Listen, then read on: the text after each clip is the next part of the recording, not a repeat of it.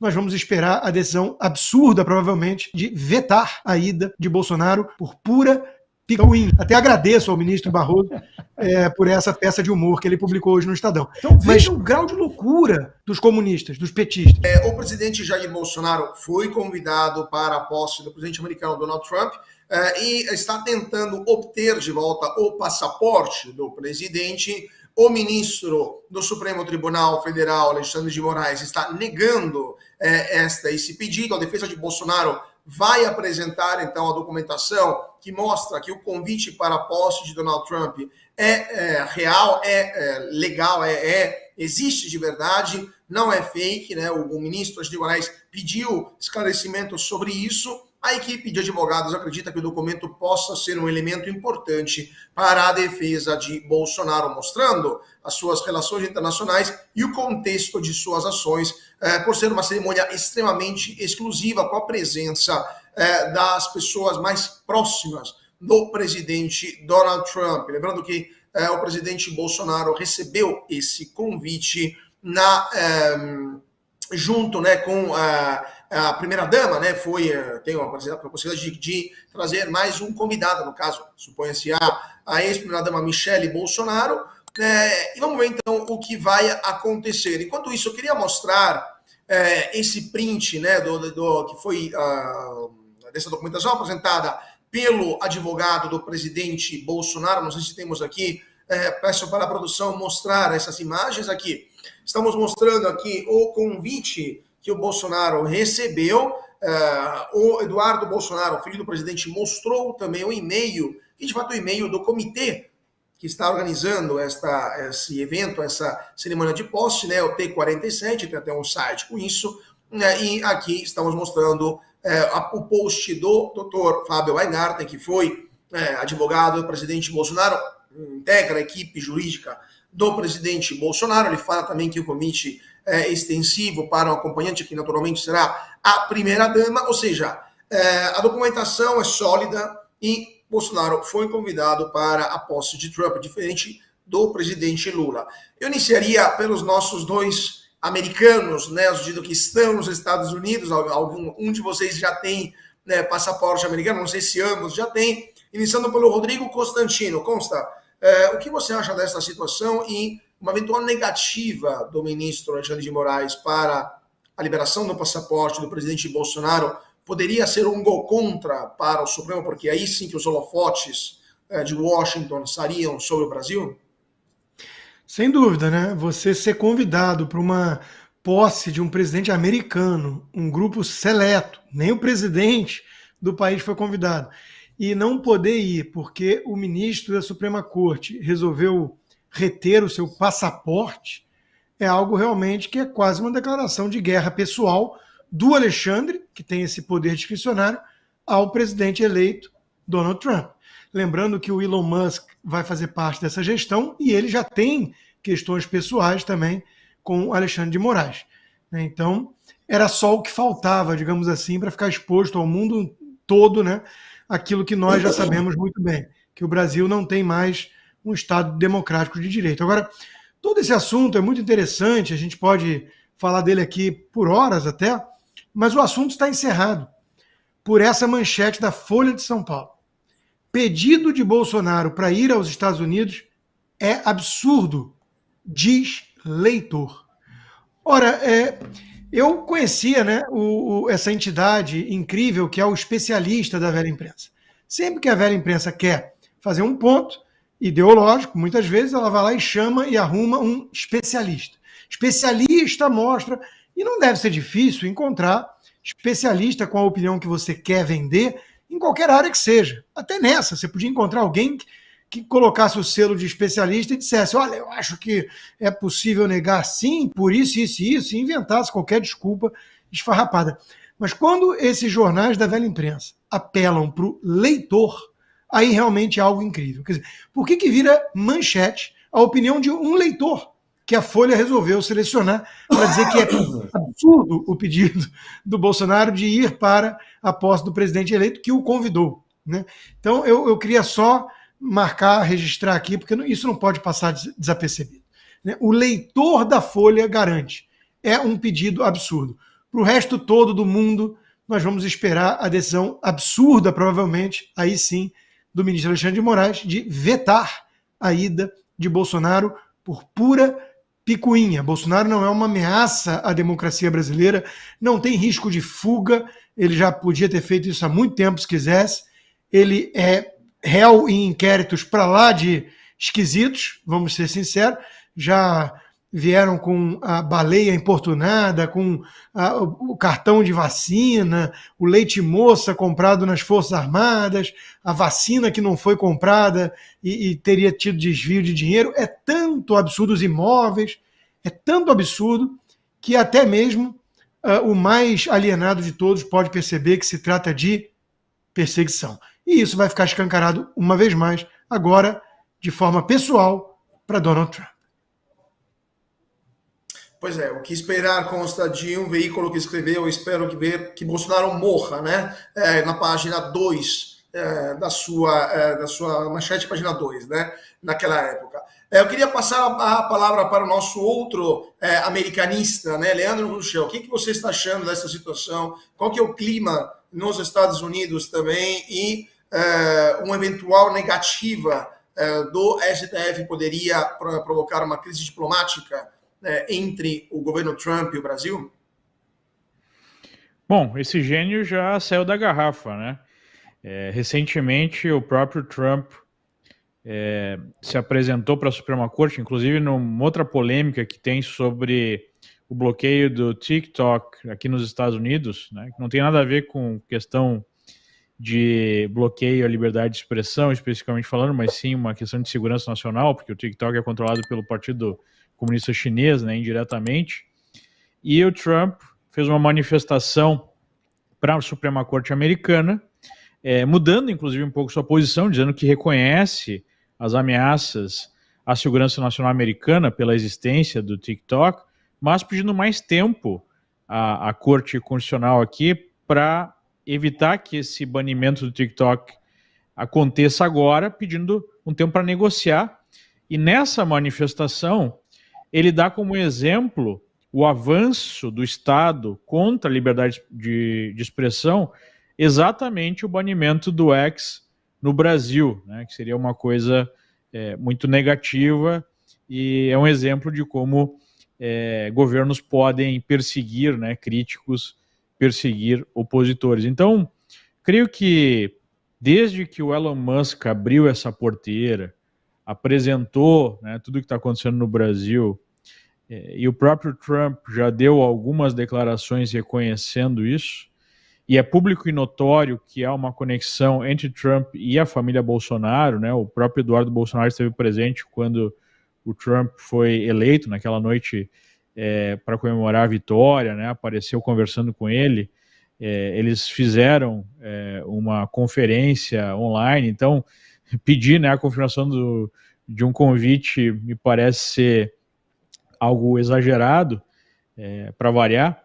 Então eu acho que já está evidente que existe uma situação distante do Estado de Direito no Brasil, distante da democracia, e agora a justiça brasileira fica novamente, né, o Trump está produzindo esse efeito no Brasil, numa situação perde-perde, porque se é negado ao Bolsonaro esse passaporte para ele vir até o Brasil, fica mais escancarada, né, essa perseguição.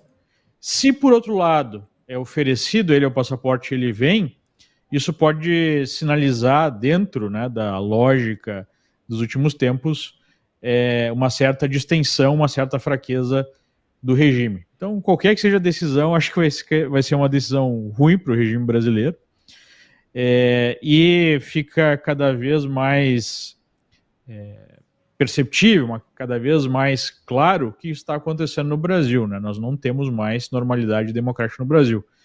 E antes era só o Elon Musk, né? Entre as big techs, entre os grandes empresários, agora a gente tem o Mark Zuckerberg também, dando uma indireta, que foi basicamente uma direta, pelo menos toda a imprensa brasileira assim identificou, sobre os tribunais secretos, né, na América Latina tomando decisões de censura contra pessoas. Então agora a situação ficou um pouco mais difícil, porque uma coisa é você bloquear e comprar uma briga com o X, com o Twitter, que é uma rede significativa, mas é uma rede nicho, né?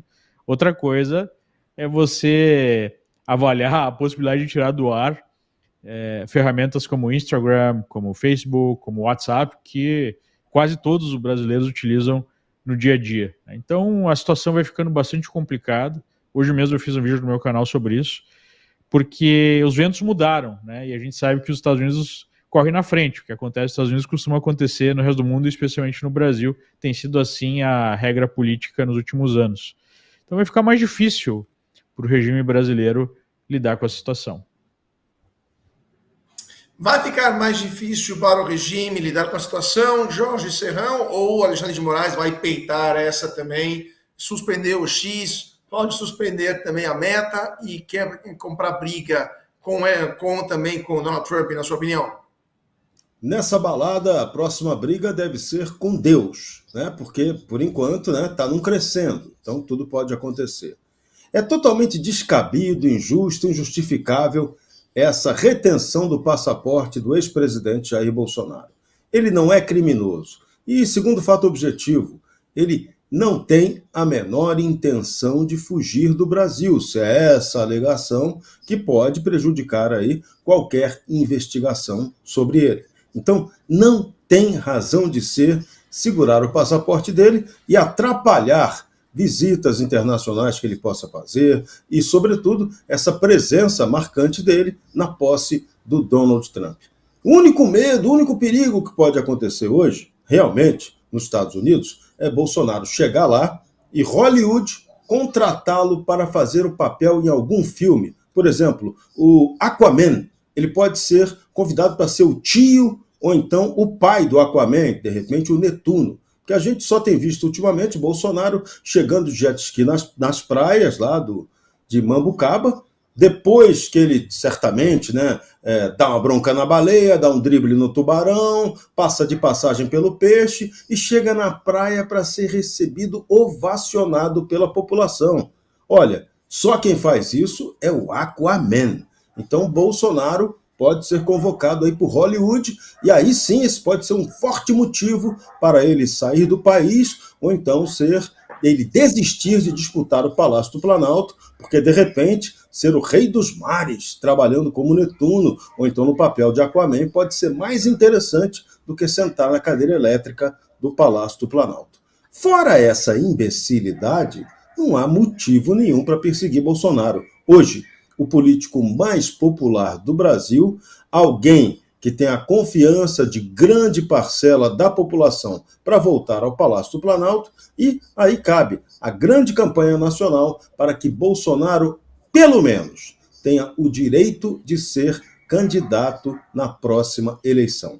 Essas inelegibilidades do Bolsonaro são uma extrema forçação de barra da juristocracia tupiniquim, que o mundo já percebeu. A juristocracia é mais um produto do esqueminha woke, de lacração, que se junta à Gestapo para assassinar reputações e que trata de perseguir inimigos políticos daqueles que defendem a liberdade. Então, está muito claro o jogo. O mundo já percebeu. Bolsonaro está na área. De repente, pode ser aí o Aquaman do Donald Trump. Quem sabe? Quem sabe, Jorge Serrão. Agora vamos falar do governo que bloqueou acesso a contas de ONGs, contrariando Flávio Dino, porque o governo federal bloqueou acesso aos relatórios de prestação de contas de ONGs na plataforma TransferEF.gov, citando a necessidade de conformidade com a Lei Geral de Proteção de Dados. A medida vai na contramão das ações do ministro do STF, Flávio Dino, que buscava mais transparência no uso de verbas públicas. Lembrando que Flávio Dino suspendeu o repasse para 13 ONGs, repasses de emendas parlamentares. Jorge Serrão, você citou o cartão corporativo do Lula, vou então te chamar para comentar essa notícia. Decisão de Flávio Dino para suspender o repasse de 13 ONGs que não estariam em conformidade com a necessidade de princípio de transparência que é próprio da administração pública. E agora o governo vai lá e bloqueia o acesso, né, aos documentos dessas ONGs. O que você acha dessa medida? Estão tentando esconder alguma coisa? Olha, isso com certeza absoluta, né? Transparência e publicidade não são características de gestões do PT. Agora, tá muito esquisita essa briguinha com o camarada Flávio Dino, aquele que foi mandado para o Supremo Tribunal Federal para que não representasse depois uma ameaça de potencial candidato a concorrer com o Lula numa eventual eleição presidencial. Esse foi o prêmio do Dino. E o Dino agora está jogando pesado. Ali tem uma guerra interna. Não se sabe se aquelas ONGs que seriam alvo das investigações são ONGs que, de repente, são de inimigos políticos do Flávio Dino. Também não dá para a gente ser leviano e dizer isso. Mas seria bom que ficasse claro o que está representando essa briga, que até agora a gente não está conseguindo entender. Em princípio, deveria haver uma harmonia entre os poderosos, mas essa harmonia aí não está acontecendo de maneira tão natural. Flávio Dino já atrapalhou, inclusive, negociações entre liberações de emenda do Congresso Nacional num momento delicado em que Lula não tem sustentabilidade e precisa daquele apoio mínimo parlamentar para sobreviver politicamente. Então, o camarada Dino está prejudicando a turma do PT. Lula já deve estar pensando se valeu realmente a pena indicar aquele comunista, como ele exaltou, para o Supremo Tribunal Federal. Mas, agora falando muito sério, nesse caso aí, a ação do Dino tem o ponto correto. A gente precisa de total transparência e publicidade em todas as emendas parlamentares e, sobretudo, nessas relações esquisitíssimas que o Estado brasileiro estabelece com essas organizações não governamentais, a maioria delas picaretagens extraoficiais. E aí, como é que fica? Você acha que o Dino fez certo em suspender essa verba ou é mais uma ingerência do STF numa questão que seria de responsabilidade do Executivo e, no máximo, do Legislativo? Bom, no mérito, né, obviamente que nós sabemos que tipo de relação muitos parlamentares têm com recebedores de emendas. Inclusive saiu uma matéria interessante na revista Piauí sobre isso, lá no Nordeste, que cita até mesmo o líder do governo na Câmara, né, um petista. Mas o problema é que essa ligação tão umbilical entre o Executivo, o Supremo, em que a gente tem o movimento dos dois lados, né? O ministro Lewandowski, que hoje é ministro da Justiça, estava no Supremo, um pouco antes de sair do Supremo, deu uma canetada lá que favoreceu o governo ali das SAs para permitir mais cargos políticos na Petrobras, que era uma pedida do governo. Aí ele sai e vai direto para o Executivo com o ministro da Justiça. A gente tem o ministro da Justiça, Dino, aliado de longa data do Lula, talvez um dos mais antigos aliados do Lula, né? Décadas de aliança política, que não esconde o seu perfil alinhado também à extrema esquerda, né? Já disse numa entrevista que era comunista, graças a Deus, sai do governo e vai para a Corte Constitucional Brasileira, né? Junto do ex-advogado do presidente, né? Acho que fica evidente aí que há uma relação indevida, né? A gente fala aqui numa república de separação de poderes.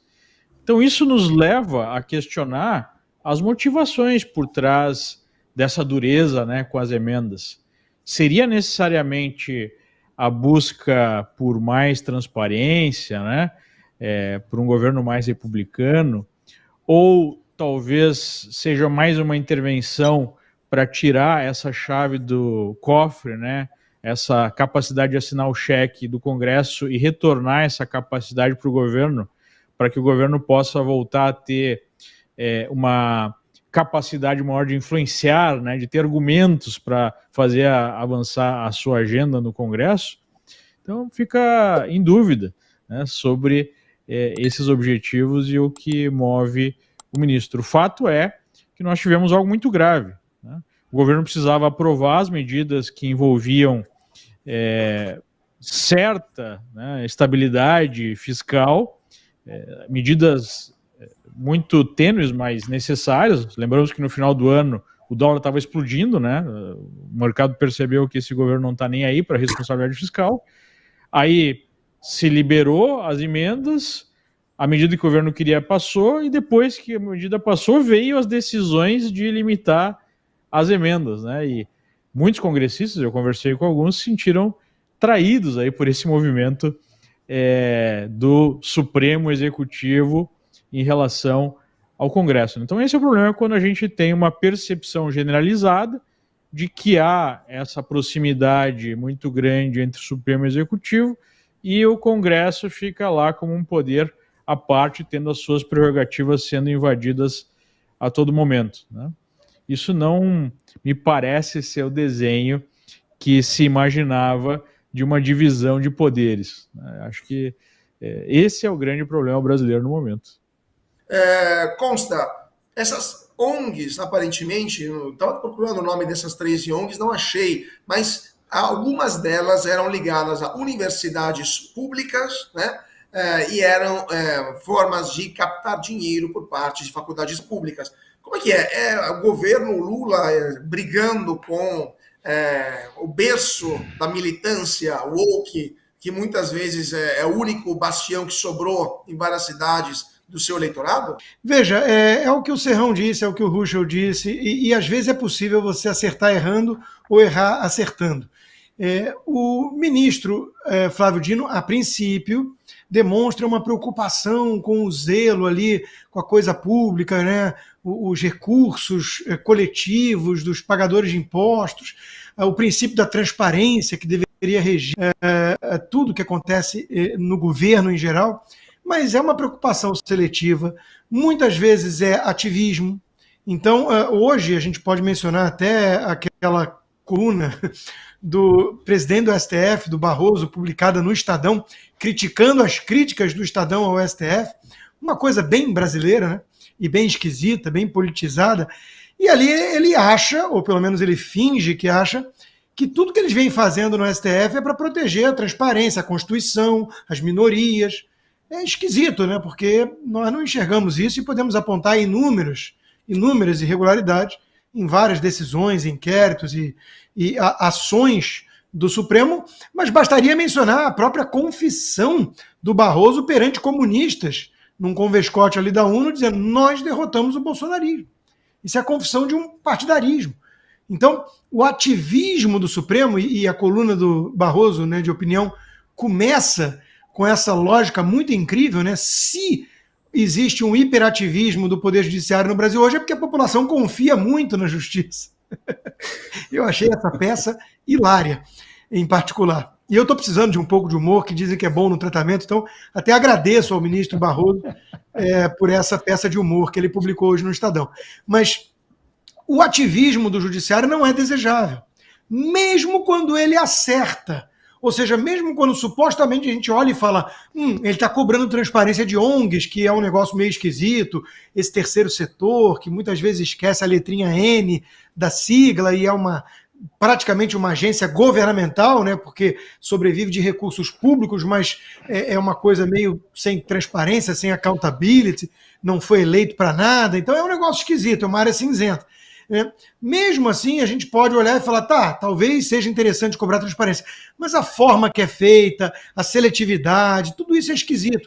E o Ruschel lembrou bem, o Barroso é um sujeito que em pouco tempo ele conseguiu abrigar todas as funções do Estado, né, de senador a ministro de governo, passando a última instância do Poder Judiciário, um negócio incrível. Né, o comunista, que com muito orgulho o Lula colocou lá. Então, o princípio de cautela aqui, de sempre suspeitar do que um comunista está fazendo, mesmo quando parece ir na direção certa, eu acho que ele tem que prevalecer, viu? Eu já sou coroa o suficiente para não acreditar em comunista jamais. Maurício, sua opinião sobre essa decisão do... peraí, o Serrão queria fazer um comentário. Serrão, rapidíssimo, que depois precisa para o Maurício e mais um comercial. Não dá para perder esse gancho do Consta. O Consta lembrou que Flávio Dino superou-se, né, todos os cargos da República. Ele conseguiu passar até o Nelson Jobim. Nelson Jobim não foi governador. Pois é, né? É quase o super-homem da República, né? Homem de peso, no caso, da República. Maurício Galante, sua opinião sobre essa interferência do ministro Dino sobre o repasse das emendas. Na sua opinião, isso pode provocar uma crise entre o governo, que precisa, como o Leandro estava lembrando, das emendas para aprovar qualquer coisa, e o Congresso, que está aguardando essas emendas para os repasses, especialmente em um ano pré-eleitoral como esse? Olha, foi o que o Constantino falou. Sempre desconfie do que um comunista fala. Ele fala uma coisa e faz outra coisa. O povo brasileiro já percebeu isso. Então, imagina você, essas emendas e esses repasses para as ONGs, que são, na verdade, o terceiro exército aliado aí da narrativa comunista, eles sobrevivem desses repasses aí do governo. E se ele segura esses repasses, é a mesma coisa que o Dino foi lá e segurou esse cofrinho, não quer passar o dinheiro para ninguém. É claro que vai ter uma pressão lá em cima, do governo para baixo. Ou ele queria essa pressão, criar essa pressão para ter um ganho de capital político, que obviamente é isso mesmo, mas a última coisa que a gente tem que pensar é que isso é feito, que isso está sendo feito para trazer moralidade e transparência para o serviço público. Pois é, moralidade e transparência já se foram há muito tempo, quando a Janja e o Lula colocaram sigilo na festa de posse desse novo mandato. E falando de indignar e expressar isso nas redes sociais, a oposição brasileira está dividida em relação ao projeto de lei que visa regular as redes sociais. Alguns parlamentares defendem o abandono da proposta, enquanto os outros propõem votar o texto para diminuir o protagonismo do STF. Lembrando que no ano passado o governo tentou aprovar o PL 2630, o famoso PL da censura, não deu certo, foi rechaçado. Mesmo assim, o governo não perdeu a esperança de poder regulamentar as redes sociais. O Supremo disse que, caso o Congresso não vote esse PL, o Supremo vai atuar sozinho. Rodrigo Constantino, sua opinião sobre isso? Será que a oposição arregou e agora quer aprovar, quem sabe debaixo de uma tonelada de emendas parlamentares, esse famoso PL da censura? Pois é, eu espero que não faça essa traição com o povo brasileiro, aquele PL relatado pelo comunista Orlando Silva, que a Globo tanto ajudou a empurrar, né? É uma peça realmente de distopia de George Orwell. E eles querem vir com isso, e está muito claro o motivo. A liberdade de expressão prejudica muito as narrativas falaciosas e mentirosas da esquerda. Esse é o ponto. Por isso essa celeuma toda com o caso da Meta agora, do Mark Zuckerberg. Hoje tem realmente uma coisa assim que é impressionante. A coluna da Mônica Bergamo, né, traz a seguinte informação. Sâmia Bonfim aciona Ministério Público Federal e pede que checagem de fatos seja condição para a Meta operar no Brasil. Então veja o grau de loucura dos comunistas, dos petistas, né? O nosso amigo Leandro Ruschel, que estava ainda há pouco aqui na bancada, ele comentou: a extremista de esquerda poderia indicar qual lei brasileira exige que uma rede social contrate agências de fact-checking para operar no nosso país? Eles estão desesperados, pois estão perdendo os instrumentos de censura e perseguição contra seus opositores. Está muito claro do que se trata. Se alguém ainda finge que acredita que essa turma do PT está preocupada em proteger minorias, a democracia, apoiando Cuba, Maduro, Rússia, China, Nicarágua, e combater fake news e discurso de ódio, se a pessoa ainda acredita nisso, essa pessoa precisa ter o cérebro dissecado e analisado. Porque todo mundo já se deu conta de que eles querem censurar a verdade, como todo censor na história. O que eles querem censurar é a verdade incômoda, que nas redes sociais a gente consegue furar algumas bolhas e fazer prevalecer. Ah, se o mundo fosse só da Globo, né? Aí eles iam ter manchetes bonitinhas como: governo monta não sei o quê para mostrar que as fake news do Pix, né? Quer dizer, o Pix gerou essa celeuma toda. E a narrativa deles oficiais é essa aqui, ó, manchete do Globo. Lula se reúne com Sidônio, que é o novo comandante da SECOM, em meio à onda de fake news sobre o Pix. Seria tão bom se tudo fosse assim, né? Que nem a Rede Globo. E recomendo a toda a nossa audiência que quiser um pouco de humor, pode ver um filme tipo Se Beber Não Case, ou ler a coluna do Barroso, do Pavão Supremo, no Estadão hoje, que eu acho que é um pouquinho mais engraçado até, mais divertido. Quando a gente lembra que ele é o presidente do STF, dá uma certa depressão. Mas que tá engraçado aquele texto, tá? Ele mostrando como defende a Constituição, né, o STF, e um dos tribunais mais transparentes do mundo. É aquela coisa, aquelas piadas, né, que a gente tem orgulho do nosso processo eleitoral. Tenho certeza que o Maurício esbarra em tudo que é eleitor que votou nele, falando, nossa, como vocês têm um processo eleitoral invejável, né? Com certeza. Pois é, Maurício, você queria também comentar o assunto anterior, mas também vou te perguntar sobre essa questão de regulamentação nas redes. Nos Estados Unidos, alguém tentou falar algo assim ou é coisa nossa aqui no Brasil, essa tentativa de censurar as redes sociais? Olha, vou comentar rapidamente para poder abranger esses assuntos. Eles estão todos conectados, esses assuntos todos que nós estamos lidando aqui. Do achaque e da ameaça a repórter no aeroporto para embarque. Essa situação de controle de narrativas e da mídia, controle da mídia, para a narrativa da esquerda ser a única opinião e a única notícia ser veiculada lá. Então, vou até convidar os ouvintes e nossa audiência para que na minha rede social, mauriciogalante.us, eu coloquei 4 vídeos do Mike Pence que ele explica exatamente qual é o plano em ação que foi executado para retirar o presidente Trump da presidência em 2020, para retirar o presidente Bolsonaro da presidência em 2022 e hoje a situação que o Brasil se encontra, que é a justiça transitória. Esse é um plano feito a nível mundial e que envolveu várias instituições americanas, inclusive a CIA, FBI, o Departamento de Estado, que é o patrocinador de tudo isso aí, junto com as ONGs, com as universidades, junto com todo esse esquema que nós chamamos da indústria do controle social. Então as pessoas precisam se educar para entender o que está funcionando, o que está acontecendo com o Brasil.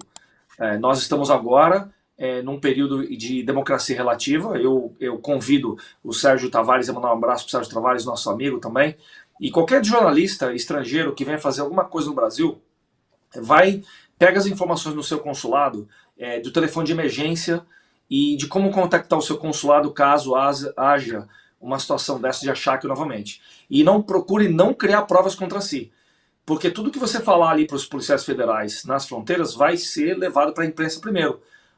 Hoje em dia no Brasil, você vê que a imprensa tem acesso aos autos antes do advogado. Você acha que não vai ter antes do jornalista estrangeiro? Então procure saber os seus direitos, tem um telefone e fala, olha, não vou abrir a boca, vou esperar aqui a assessoria consular vir aqui me atender para resolver esse assunto. E aí você cria uma treta internacional, né? Falar o português claro. Cria-se uma treta internacional no aeroporto e isso aí vai ser repercutida nos noticiários da grande mídia aqui internacional. Porque da maneira que foi a repórter ficar acolhida ali com medo e falar o que ela queria falar para ser liberada, ela acabou entregando o ouro para o bandido. Ela acabou entregando as informações, falou demais, entregou as questões, entregou tudo para a polícia e agora está aí. Eles estão utilizando para fazer propaganda para apoiar um sistema vigente, dizendo que essas pessoas são mal intencionadas, fazem parte de um complô, né? E fazem parte de um movimento radical, e é isso que eles querem. Então procure não criar provas contra si. Chame o auxílio consular, tem esse telefone de emergência, e as pessoas assistem os vídeos lá do Mike Pence, foi inclusive no Sean Ryan Show, mas ele também falou no Tucker Carlson, também falou no Joe Rogan, e é muito informativo para as pessoas saberem o que está acontecendo. Se quiser acreditar no que está aí, fica à vontade. Mas a informação está aí. Está lá, as pessoas podem aprender e conversa com a gente quando quiserem. Você quer saber tudo o que acontece hoje no Brasil? Então você tem que assistir ao Bradock Show, o programa que fala de tudo e deixa você informado sobre tudo o que acontece no Brasil e no mundo. Clique aqui e siga o Bradock Show. Palavra de super-herói.